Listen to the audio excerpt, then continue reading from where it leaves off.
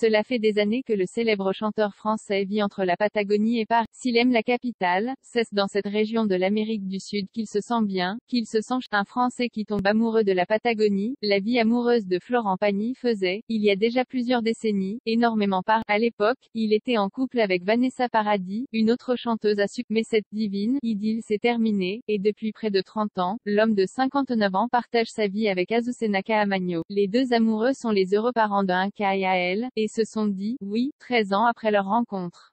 Le chanteur qui a l'habitude des chansons romantiques a d'ailleurs eu l'idée de demander la main de sa compagne le jour de la Saint-Valentin, comme il l'expliquait à Nico Salia. J'avais sorti la chanson Là où je t'emmènerai, c'était pour la Saint-Valentin, et tout le monde me demandait ce que j'allais offrir à ma femme. J'ai eu une très bonne idée. J'ai dit, je vais l'épouser. Et après une union civile à la mairie très intime, la mariée a eu droit, selon les propos de son mari, à une vraie fête de princesse. Le couple vit en tout cas entre la France et la Patagonie.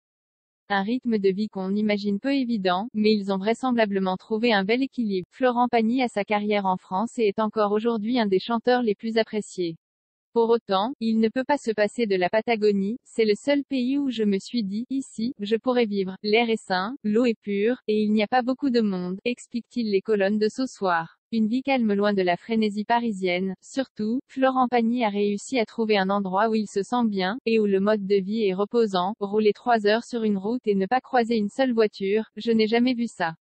On ne se réveille pas avec les mêmes motivations que lorsqu'on se réveille subitement à Paris, a-t-il confié à Nico Saliagas dans l'émission 50. Sa femme est consciente de la chance qu'elle a d'avoir trouvé un homme qui soit à ce point tombé amoureux de la région. Elle se demande même si ce n'est pas la Patagonie qu'il préfère à elle. Pour moi, le risque était que je parte là-bas pour venir vivre, et il me ramène. Je ne sais pas s'il est tombé le plus amoureux de la Patagonie ou de moi. Et si le chanteur est une star en France, son mode de vie en Amérique du Sud n'a rien d'incroyable. Il vit même dans une maison tout à fait modeste.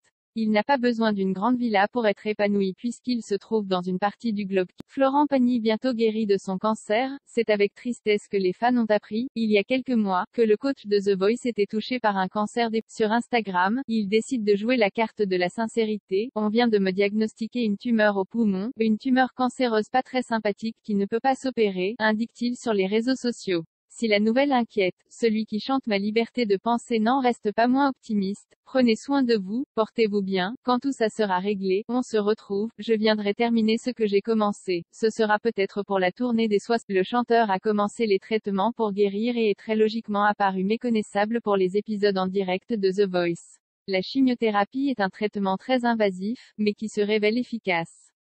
En effet, c'est avec joie qu'il a révélé aux internautes que sa tumeur réagissait dans le bon sens au traitement et qu'elle avait énormément réduit. De quoi attendre dans les prochaines semaines, on l'espère, une bonne nouvelle quant à son état de santé. On souhaite évidemment qu'il nous apprenne qu'il est désormais guéri, et qu'il peut enfin repartir en tournée.